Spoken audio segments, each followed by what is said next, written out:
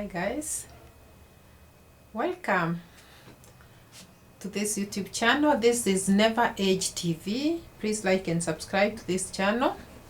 And guys, I want to tell you a story about the ages that God has kept in this earth. It is not a story of today. It is a story of when I came to Nairobi for the first time, guys. What happened is I did not come to look for a job. Neither did I even come to Nairobi willingly. Circumstances forced me to come to Nairobi. What happened is I used to have a very tough dad. My dad used to be very tough, and we could not, my sisters and I could not even try to speak to a neighbor's son. His eyes were all on us, and he wasn't joking. He used to be very strict with us, stricter than our mom, and we could not joke around when we were home. We were taught from the early years to go to Sunday school, to go to church school after youth school. We used to call it teens church, and that's the way we were brought up. So guys, my dad was born again, and it's like when your parents are born again, I don't know whether it appears like they want to force their children to also be born again, and it's a good thing to be born again. I personally, I am born again, but I did not get born again those days that my dad wanted me to. So he was a church leader, and he wanted all his children to confess to Christ, and that is a very good thing. But guys, do you know an age that we get when we are growing up and you feel like your parents are too old-fashioned and they are trying to put you in their league, and you are too young and too knowledgeable. You feel that you are too knowledgeable than your parents, and when they start telling you, get saved, you know, without Jesus you have nothing, and here you are, oh, my mom is so old-fashioned, my dad is too old-fashioned. And I was like, why is he telling us to get born again? And he got born again because he's bored in life. You know, that is the way we used to view it. And personally, I used to look at my dad like somebody who is so wasted, and somebody so much into Christ that he's now a prisoner of salvation. I used to fight him as a prisoner of salvation because my dad could never hurt you. My dad was so prayerful.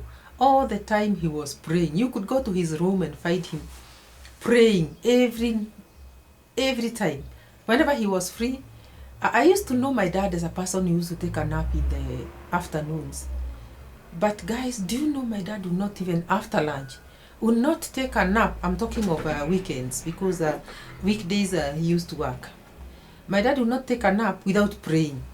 And if you happen to pass near there, at a time that he's preparing to pray, he would force you, not force, he would invite you to come and pray with him. And this used to make me think my dad is so, what do I say? So bored with life or what? No. He was too much of a Christian. And I used to think of him as a very old-fashioned dad who thought prayer was everything. How stupid was I, if I should say now that I know. And guys, it so happened that after school, I happened to have a boyfriend when still in the village. And you know, it is soon after my fourth form, when we were waiting to go to the university and or go to college, and the results had just come out, and here I am with a boyfriend.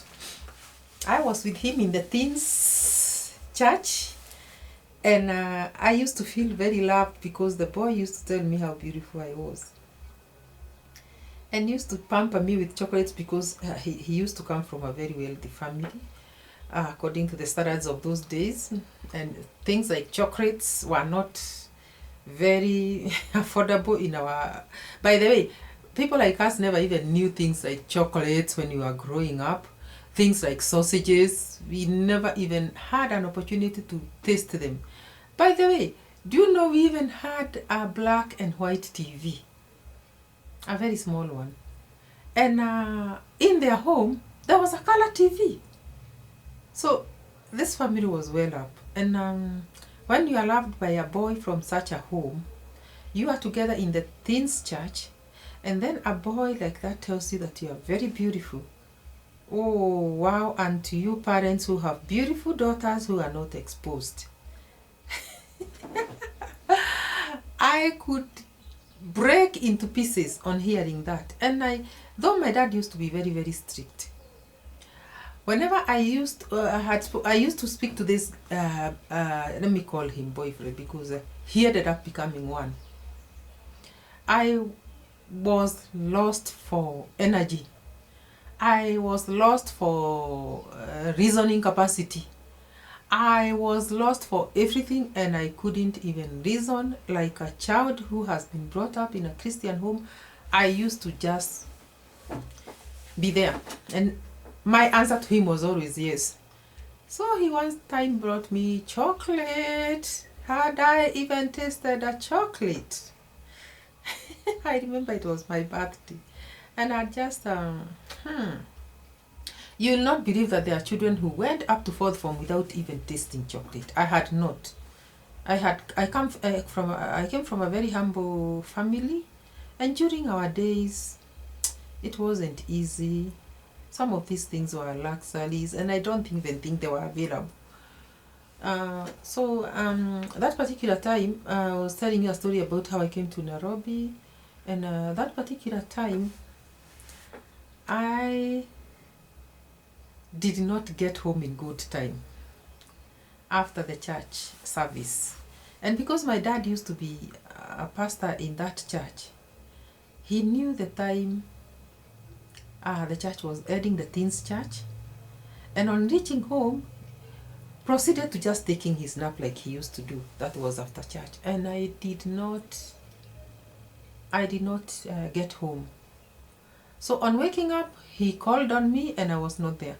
My sisters said that they haven't seen me since the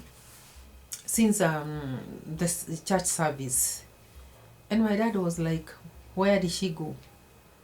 So I'm one person, if I ever made a mistake at home, I was not strong enough to own up and to even face it. I used to run away from sin and from mistakes instead of facing them and answering up because of my mistakes. I used to chicken out, and at one time I thought, I asked myself, why am I like this? Because I'm a grown girl. At 18, I'm grown. And guys, here I am, not knowing now what I'll tell my dad, that it has already reached 7:30 in the evening and I've not gone home from 1. We went out, we had a good time as young teenagers, and I got late. So I thought this guy that I now cannot go home at about that hour. It was about 8 in the night. And he was like, okay, you know guys then, how they used to be. They could even tell you, come and you'll sleep at my friend's, you sleep at my cubicle, and I'll go and sleep at my friend's house. And then you can sneak in tomorrow morning at your home. What? Let me tell you, if you did something like that, then it's like you have killed somebody. Because the following morning you would not show your face to your parents' home. And you know what? I was so stupid. That is what I did.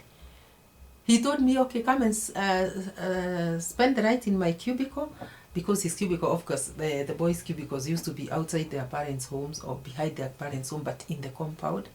They never used to sleep in the main houses. So that's what I did, and I spent the night there, guys, at 18. Let me tell you, do you know the nights that you go to bed and you don't even get sleep?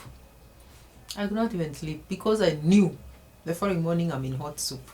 And my dad had spread word to every auntie of mine, every person of the family, trying to look for me where I went. In fact, that night they didn't sleep.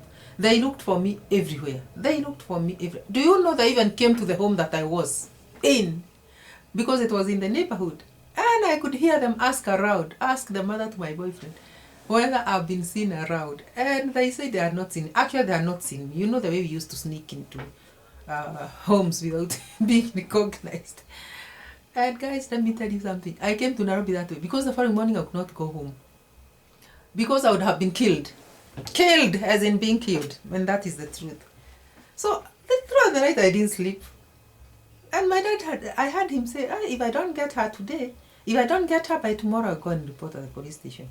And I was like, gosh, my dad is going to report at the police. So I knew the magnitude of the sin that I had committed. Guys, it was a sin like that of Abraham and Adam and Eve. not Abraham, Adam and Eve. And so I called my niece, who was mature then, who was in college in Nairobi, and thank God, the parents had afforded to rent her as a single room because they wanted her to be in college in town. So I called her, and you know, I just narrated to her what has happened, and because they knew, my cousins knew how my mouth of my dad was. She told me, now what you do is you just come, and then when you will go back maybe tomorrow, you can say you came to visit me and spent the night with me, and then you missed the vehicles to go back to the village, and you spent them. And if I'm asked, I'll say the same. But then I'll be asked, why didn't you call us to tell us that? And I was like, but we had better start explaining to them. We had better be thinking of how we'll explain to them about your not calling them, but not about your spreading out elsewhere other than with me. So guys, I took the next, okay, remember I slept in that boy's cubicle. In the morning I took off to the bus stop very early in the morning at 6, like somebody was going to work. And I wanted to reach by 7 because our home area is not very far from Nairobi. I wanted to reach by 7 so I can find my girl not having gone to the first class college class. So I set out very early. It was arranged between me and my boyfriend and my cousin. And did I say niece? No, she was a cousin. And I went to town. I got her, fortunately. She left me sleeping and went to class. But guys, my dad had gone everywhere. Had called even the mom to this cousin of mine and said that I have disappeared. And I was being looked for every left, right and center. Guys, word spread like bushfire. The child of the pastor has disappeared. A daughter who is 18, in fact I was turning 18. And that is why the birthday had a lot of meaning to me, because I was now seeing I'm a grown up and now I'm 18. Excuse me. So when you're 18, you think you are very mature and ready to face the world. Guys, do you know, I went, stayed with this cousin of mine, and the following morning she expected me to go home and explain my case and say I was with her. But do you know, fear gripped me and I felt like I cannot go. And again, I got a little comfortable. You know, it is Nairobi life. I had not come to Nairobi. And here I am now. I'm seeing myself in a single room. There's a bed there. Then there's a curtain. Then there's a kameko. You know, a kameko is like a small, the 6 kilogram gas cylinder there. 2 sufurias. Those are cooking pots. And, you know, some utilities. Then there's a loaf of bread. Half. She used to buy half. You could go to the shop and ask for a half bread, and it is sliced halfway, and you are given a half, and a half is kept to be sold to somebody else. Guys, did you know that you could buy half a bread from a kiosk, from a shop, and that is the way it used to be. So you know, me had come from the village, and we were humble. We were not used to taking break money. Tea in the morning with bread. We used to take with sweet potatoes or ugari from last night. Ugari. And we could take it with tea. And then we head out to start our day. And now here I'm seeing a slice of a half loaf of bread there, and we have made tea, we have taken, I've been asked to sleep, and then over lunch hour I was told there is some food, you know, the food that we cooked that night. There was some rice that remained, and I was told to eat that for lunch. Do you know, I kind of started refusing to go back to the village.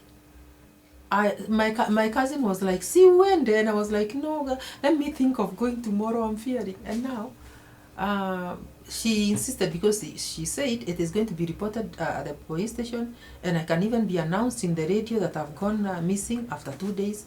So she said she's also not very safe. So I decided after 2 days to run away from my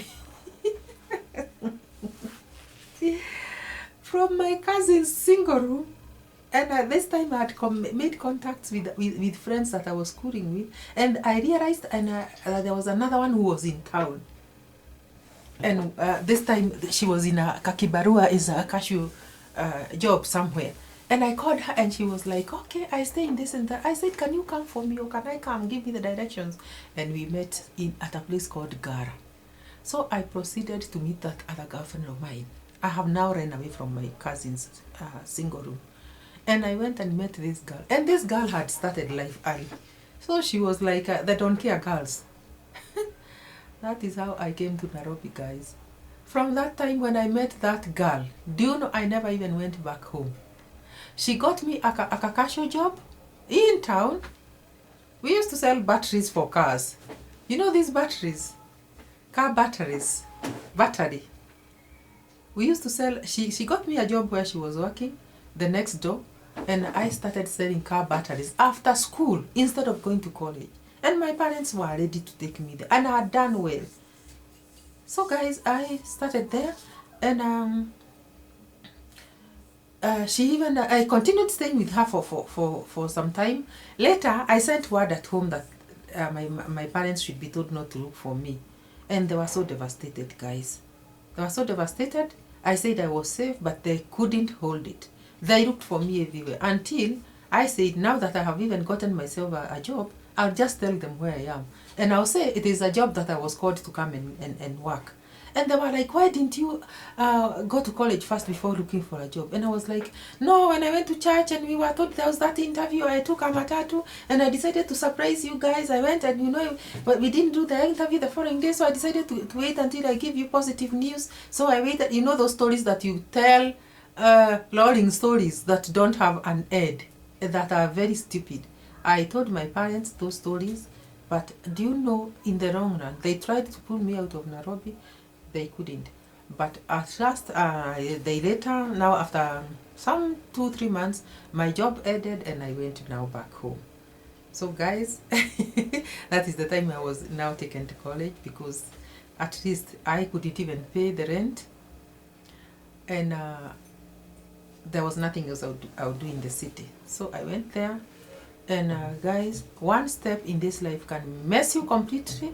You can go astray because of something that, or because of company that you meet. And especially at this age of 18, I don't know whether this age is bewitched by the devil or what.